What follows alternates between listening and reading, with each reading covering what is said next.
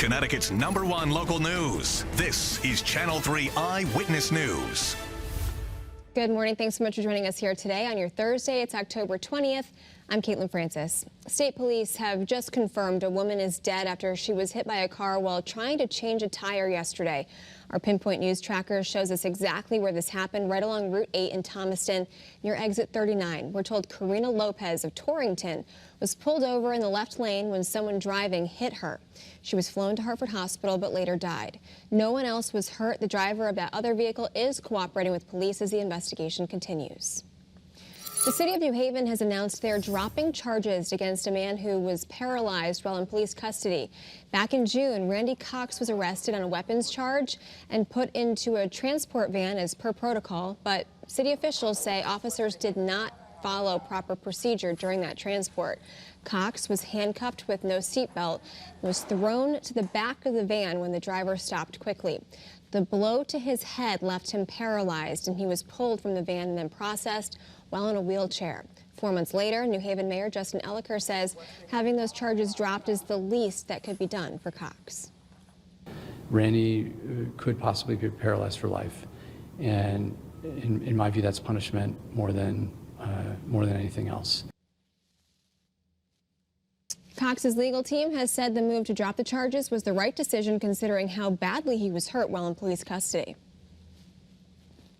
Time is now 7:01. Of course, we continue to follow the aftermath of the deadly shooting in Bristol that happened last week. 3 officers were ambushed in the line of duty, and now Bristol, the rest of Connecticut as well, is honoring the 2 men who were lost that night.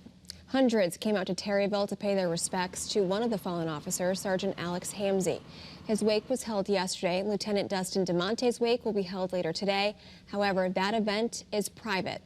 All of this is happening as members of the community find new ways to support and remember our fallen heroes. And one of those people is a local seamstress. She's sewing specifically and specially tailored uniforms for the officers attending services this week. You just feel like you have to do something to let these people know they are appreciated, and you want to show them that their work is not going unknown. She hopes her work can help honor the memory of those fallen officers and give strength to the ones who are still with us to keep protecting and serving. Another local fundraising group is offering support for the Bristol Police Department. The Hometown Foundation has raised more than $165,000. They'll also donate 2 canines to the department in honor of the fallen officers. The foundation's also partnering with several local businesses to help provide food and beverages for everyone attending tomorrow's funeral.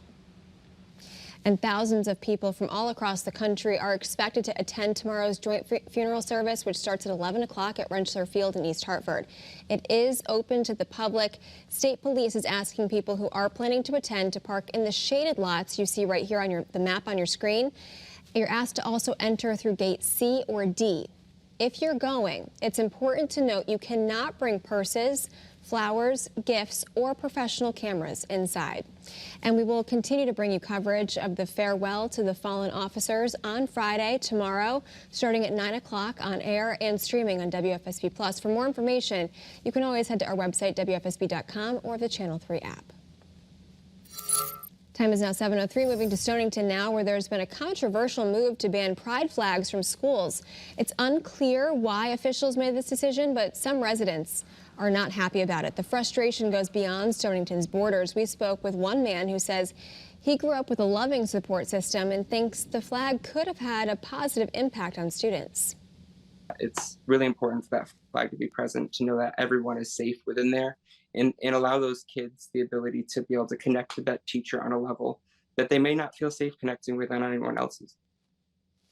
The superintendent put out a statement saying many families have, quote, divergent opinions on pride flags, and that part, end quote, Stonington Public Schools has a strong commitment to provide welcoming schools. And they go on to say, we are listening to our students, teachers, families, and community members about the issues of flags on displays in our classrooms, end quote. We are told the school board is set to talk about the issue and hear suggestions, but no word just yet on when that's supposed to happen. Certainly another chilly start out there, but we warm things up later on this afternoon. We kept the wind a bit elevated overnight last night, and because of that, we had a wide variability in temperature this morning. Wind speed of 12 miles an hour in Bridgeport right now, 10 in New Haven, 6 in Hartford and Windsor Locks.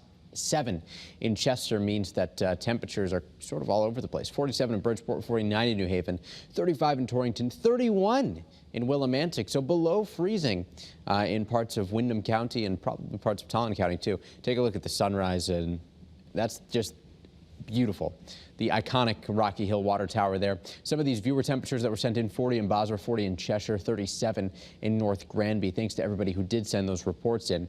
We've been in the dry part of this storm system the last several days, and as it starts to lift north, we stay in the dry spot, and that also means that we'll start to warm things up a bit. Right now, early warning pinpoint Doppler not showing anything outside, and I don't expect that to change throughout the morning. A little bit of cloud cover in Old Saybrook, but certainly not a huge issue, and I think that this is sort of an outlier on what we're going to expect elsewhere today. Looking live from our iCam in Hartford shows a much different scene, 39 degrees with nothing on the horizon. Yesterday we were talking about fog, we were talking about frost. Still a little bit of that out there this morning, but not nearly as widespread. Temperatures today top out in the mid to upper 50s for most of us. It's going to be cool. It's going to be breezy. That gives the air a bit of a bite to it. Futurecast doesn't show anything as far as cloud cover goes. We keep full sunshine right into the evening hours, and then overnight tonight we could see just a little bit of cloud cover try to work its way through. Most of this is transient though, and I don't expect it to stick around very long at all. Temperatures on Friday will warm even more than today because we have more sunshine on the way and start to move in some warmer air. As far as wind gusts go, today I'm expecting them to top out between about 20 and 25 miles an hour. It's enough to feel it, but not enough for any damage or anything like that.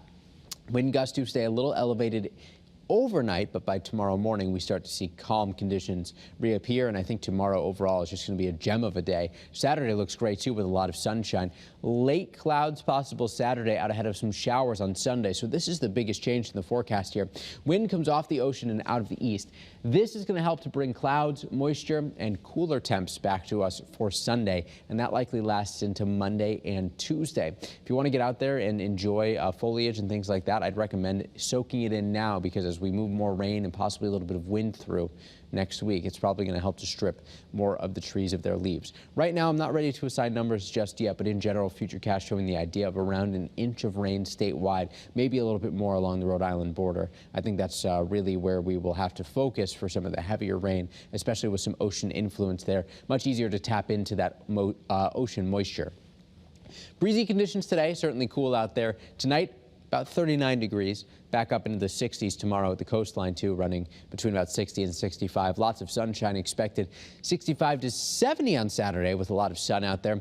Looks like a great day for the Susan G. Komen More Than Pink Walk.